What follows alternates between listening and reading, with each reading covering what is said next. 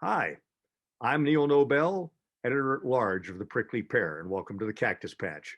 With us today is Emile Doak, executive director of the American Conservative. Emile, thanks for joining us. Thank you for having me. First, I'd like to ask you, tell us a little bit about the American Conservative. Yeah, so the American Conservative was founded in 2002, almost 20 years ago now, to reignite conversations that we felt conservatives had neglected since at least the end of the Cold War. Pat Buchanan was one of our founders, so there's certainly a Buchananite strain to what we do. One of the chief issues that we were founded on was the Iraq War. We were one of a small number of conservative voices against the war back in 2002, which, as you can expect, didn't win us many friends on the right at that time. But we've taken heterodox positions on a number of issues throughout our history. We question some of the benefits of the free trade regime. We have been concerned about the ways in which unchecked immigration affects communities that are already here. And we started as a print magazine, published every other week or so, and have since flourished into a broader organization pursuing what we call Main Street conservatism. So as you can probably guess, a lot of those issues are as salient as ever. A lot of those issues drove the Trump phenomenon, and that has helped us to flourish in recent years. And people can reach you at theamericanconservative.com for your online edition and subscribe to a print edition as well. Is that correct? That's right. We are still publishing our print magazine. We're every other month now. And most of our content is on theamericanconservative.com. We also pursue our mission through podcasts. We have 3 podcasts now. One is TAC Right Now, so TAC Right Now. It's on current affairs. We have one called Empire Has No Clothes, which expands on our trademark foreign policy coverage.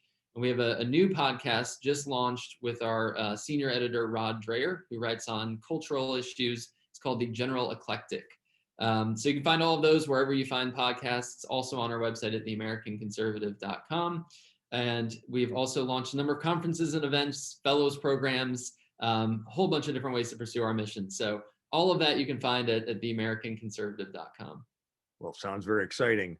That kind of allows me to segue into one of my questions. That is the state of conservatism today in the post-Trump era.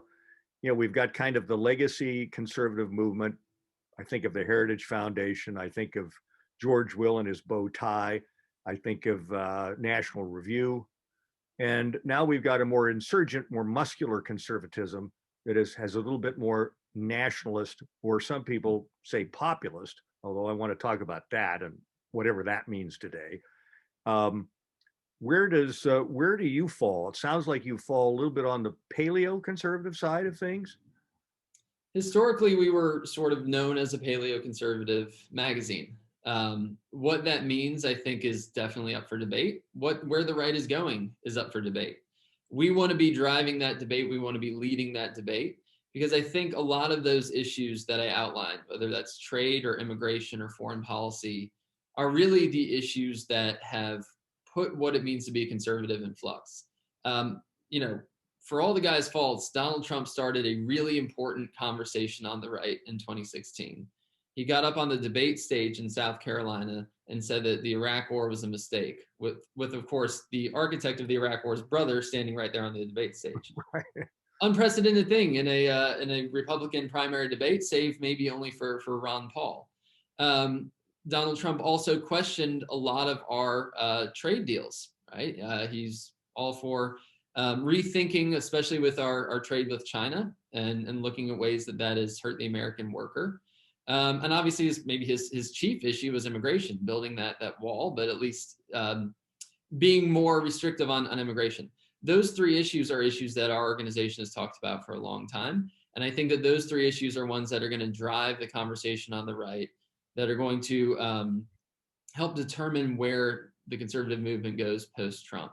So because of that, I think that we are uniquely positioned to lead on that, and that is the task that we're going to be undertaking here. You know, there's always been a libertarian wing of conservatism too, and here you seem to straddle that. Your foreign policy sounds more libertarian.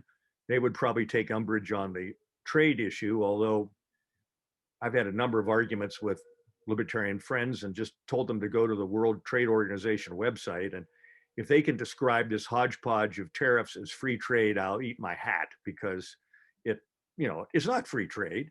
It was managed trade. It was negotiated trade. And in some cases, we negotiated rather badly in terms of protecting American interests. And that is another edge to today's conservatism, is more of a concentration on what's helpful to this country as opposed to what's helpful to global organizations. I think that's exactly right. And I think that the whole conversation gets back to what it is we're trying to conserve. That to me is a question that conservatives have not asked frequently enough. My concern is that if you look at what has defined conservatism for a long time, you can look at either your famed three-legged stool of Reaganism, of fusionism, of whatever you want to call it, but it was generally a set of policy prescriptions: free trade, a strong national defense, helping corporations to improve their profits and grow GDP. To me, those are policies, they're not principles. And the conservative movement has mistaken those two. You're an unprincipled conservative if you don't support those things. What that misses is that we are not asking the question of what it is we're trying to conserve. And I think that the principles that should guide our policies are those things that make life worthwhile: family, faith, community, country. We have a crisis of solidarity in this country right now. We've seen this time and again. I think this is driving a lot of the radicalism that we see in our politics. It's drove the Trump phenomenon. People don't have a sense of belonging. They don't have a sense of place. And we need to reinstill that. And I think that requires a little bit of a rethink of the policies that conservatives have pursued. But the principles don't change. I mean, those policies that I outlined, I think, did conserve family, community, country, place in 1980, when we had very different challenges. That was 20 years ago now, and we're facing different challenges now. We need different policy solutions, but the principles that guide us don't change. We just need to make sure that our eye is on the prize and that we are actually letting those principles guide us and not the policies. I agree with you a lot there. In fact, I'm glad to see you emphasize the principles, because some of the things I don't like about the Trumpetarian right is that there tends to be too much focus on the man himself. And all people are fallible, and he has his foibles as well. And the press can attack and annihilate a man, but it's difficult to annihilate a set of principles. And I hope we do get back more to, if we can agree upon those principles. So let's talk about that for a moment. If you were to highlight what you think are the major principles that should be enunciated by a new conservatism, what would those be?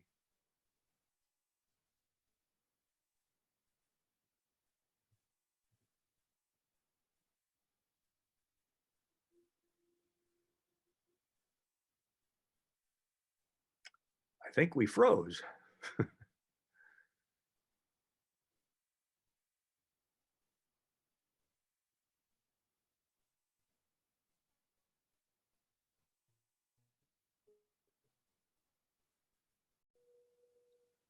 So we were talking about, the split among conservatives today, and we were talking about what a new conservatism would look like, and you were outlining some basic principles: family, faith, and so forth.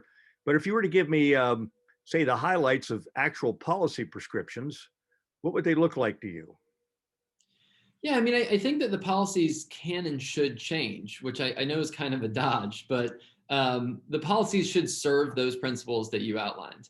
Now, I think two of the areas where we kind of see a divergence from the standard conservative playbook are foreign policy and political economy. A lot of the new generation of conservatives are questioning some of these endless foreign entanglements overseas and saying, do these really serve the interests of the communities here at home? Or are the costs of this, of our best and brightest being shipped overseas for extended periods of time, more than the benefits that we're getting? I think that that's a new way of looking at it, rather than just saying that we need to spread democracy everywhere, always. Yeah. On political economy as well, I think that the questions now are not what's going to grow our GDP, but what's going to provide the dignity of work for our local communities. What's going to provide stable jobs that the people maybe who don't have a high school or don't have a college education can take and support a family on. And if that means looking at the way that we've structured international trade and making it more beneficial to Americans, rather than reflexively saying we need fewer tariffs and we need freer trade, I think that that's a positive development. So, we can sort of look at the specifics of different policies and debate all of that. I think that those are robust debates we should have. Those are debates that we do have here at the American Conservative. But changing that paradigm from a knee-jerk reaction towards certain policies to rather having the conversation about what it is that benefits the American people, what it is that strengthens families, that provides dignity of work, that strengthens local communities, that I think is an important shift that's happened on the right. I kind of look at conservatism and say there's sort of at least two fronts, probably more. One is the political front, where we have on occasion been fairly successful. And the other is on the, I should say, the cultural front. And here we've been a miserable failure. Uh, and there is a saying that, culture precedes politics. I do think that's the case. And if you look today, identity politics is now, I mean, the society is marinating in this from the highest level to the lowest level. It's soaked into our corporations, into our school system. Um, I certainly think that's an area where the new conservative movement could spend some time. Your feeling on that? I think we have to. And I agree that politics is downstream from culture. However, I think that it is a little bit more of a two-way street than we sometimes think. And that is why those of us who are privileged, to use a buzzword from the left, who are privileged enough to work in conservative politics need to be really outspoken about this poison of identity politics. This is tearing our country apart. It is pitting groups of people against each other based on things that they can't control at all, immutable characteristics that they were born with. And it is a real danger to to the long-term survival of this country. It's been very disappointing to me that conservatives haven't been outspoken on this. You had Mitt Romney last summer marching with Black Lives Matter. I get the impulse to want to do that because, look, Black lives do matter. We should be concerned about racism. Racism is a sin. However, the issue I think is that the left is using a lot of these wedge issues to drive us apart. You have people in corporations in corporate America who can't speak their mind about this anymore. And they're looking for leadership on this. They're looking for people to blow the whistle and say, this is a poisonous ideology that's driving us apart, and it is okay to say so. We are very privileged to be in conservative organizations where you don't have that threat to your livelihood for saying this stuff. Therefore, those of us in these positions need to stand up and say it. And I think that's absolutely a place that that conservatives can and should lead on. I concur entirely and bully for you. Um, I think it's balkanizing the country. And I think it's not only divisive, I think it's hateful in many cases. And, we could go into that, but I want to move on to some other subjects. One is the nature of today's populism. When I think of classically my American history, the populist movement came out of the farmers and their difficulty with the railroads on fee structure and the prices of agricultural commodities and deflation and the free silverite movement and the Grange movement. It had kind of a leftist tint to it that was somewhat of a rebellion against the elites of its day. Today, everything seems flipped. The Democratic Party has become the party of the ultra rich corporations and the elite. And the more conservative party has become the more populist party. Would you give me your reflections on that? Yeah, I think it's absolutely right. It's a really sort of interesting turn of events now. I think this also plays into the sort of ongoing class realignment on the two political parties. The Republican Party is certainly becoming more of a working class party. The Democratic Party has already become an upper class managerial elite party. Where populism fits into this, I think, is very interesting because you're absolutely right that I think if you survey historically populist movements, they can skew left wing. My sense is that is because there is a class element to this. Populism is inherently pitting class interests against each other. That obviously has a lot of roots in left-wing thought. I do think that we can harness this on the right, because the reason this is happening is there's a great book that everybody should check out by Christopher Lasch. If you're not familiar with Christopher Lasch's thinking, he's brilliant, and he wrote a book called The Revolt of the Elites about 25 years ago now. Um, he basically prophesied everything that we're seeing now, which is that the elites are the ones who will become increasingly disconnected from the people and the places that they've left behind, and are no longer channeling the interests of the people of the broader populace. That, I think, is what's channeled this backlash, and I think that that's a really important critique. Those in power, elites, should have the interests of the people that they supposedly represent in mind. Um, but I do think that we conservatives have to be a little careful when it comes to populism, that it doesn't devolve into simply pitting classes against each other. I always say that populism needs to be tempered by the best of the classical, the Christian, the conservative tradition. That way, we make sure that we don't get into a lot of the populist excesses that lead to Mormon nefarious strands of ethnic nationalism or things like that.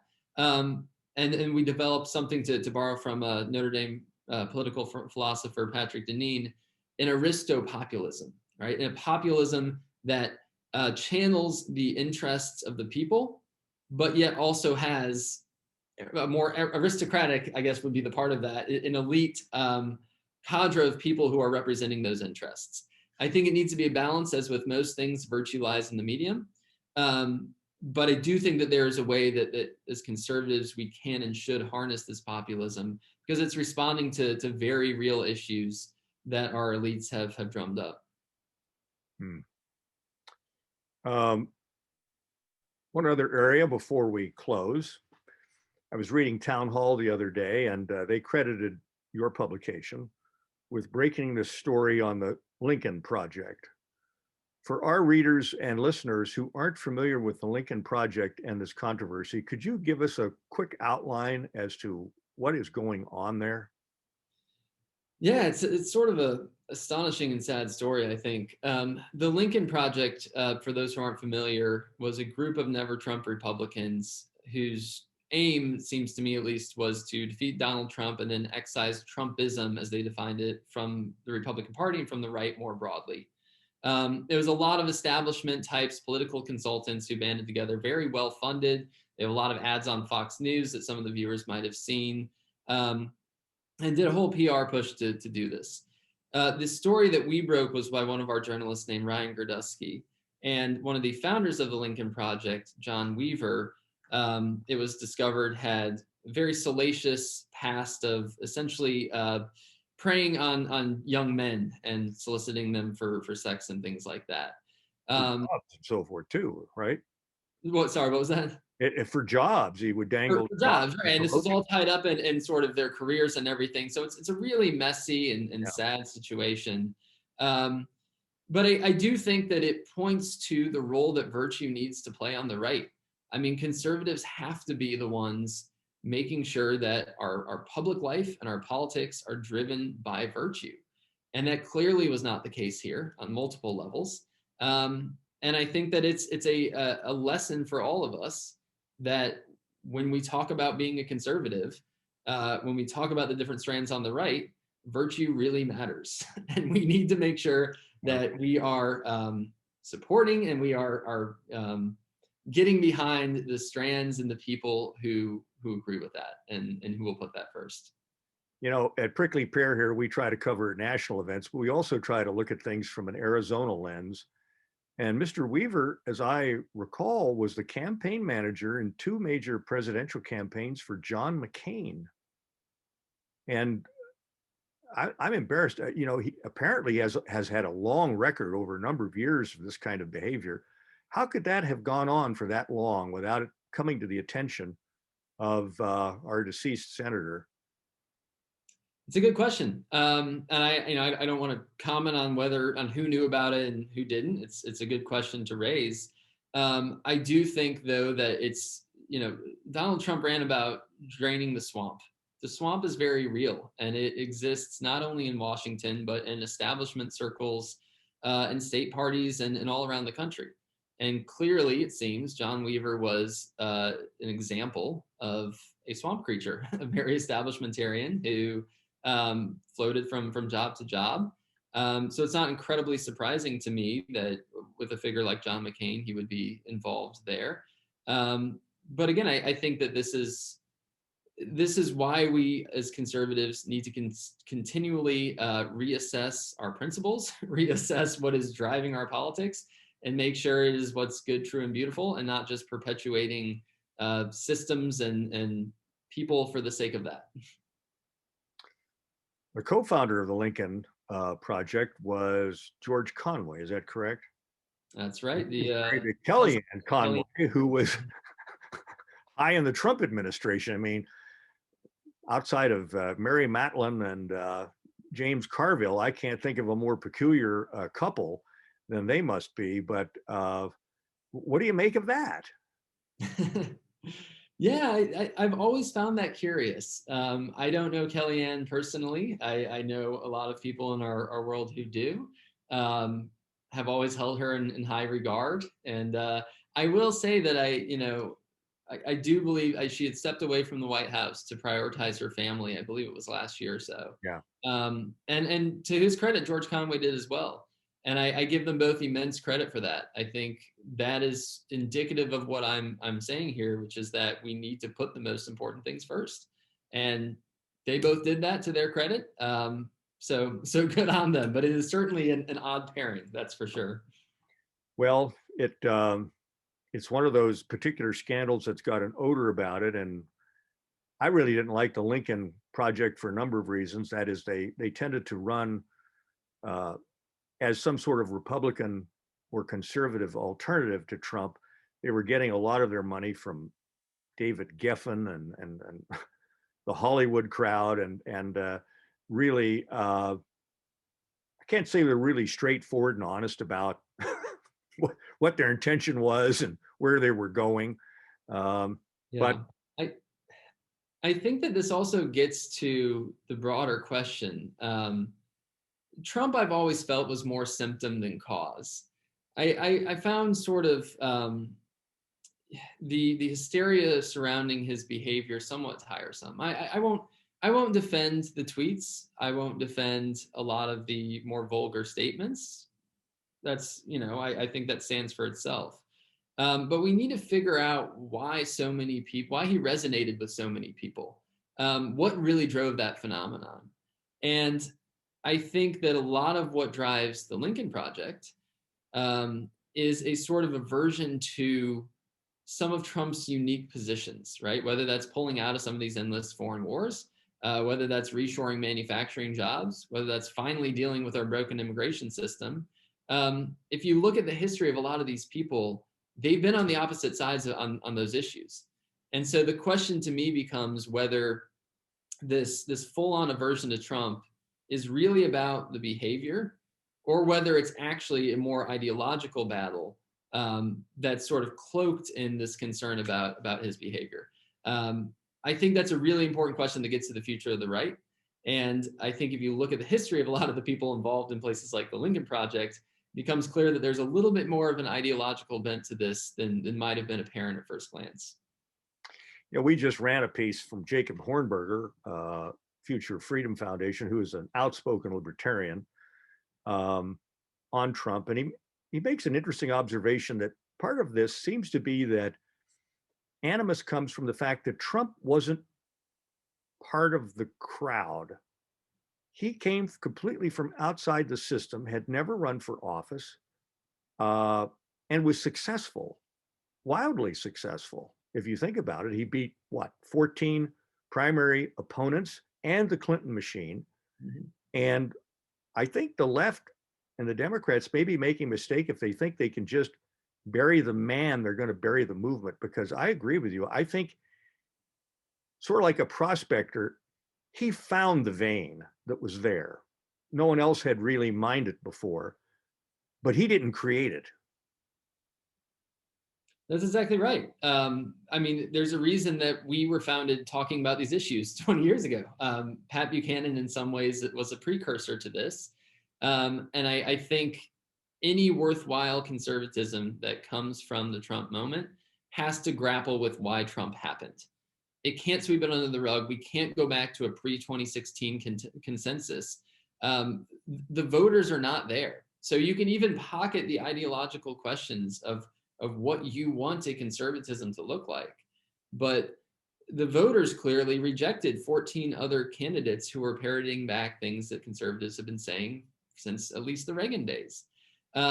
So I think we really need to grapple with that. We need to get to the bottom of Trump's appeal. Now, I do think it's an open question as to whether the appeal was primarily cultural and stylistic or ideological on these issues that we've discussed. I think the answer is somewhere in between. But again, anything that comes out of this has to grapple with that, has to try to decide where that balance exists, and answer to the voters. This is, after all, still a democracy, and then the voters have the final say here. Indeed, they do, or at least we hope they do. We hope they do. Well, Emile, this has been a wonderful discussion. I really appreciate your time. I hope our viewers and listeners will look up The American Conservative, and hope to talk to you soon. Thank you so much. Keep up the great work at the Prickly Pear. It's a great website, great organization. And yes, anyone can find our work at theamericanconservative.com. Thanks again. Thank you.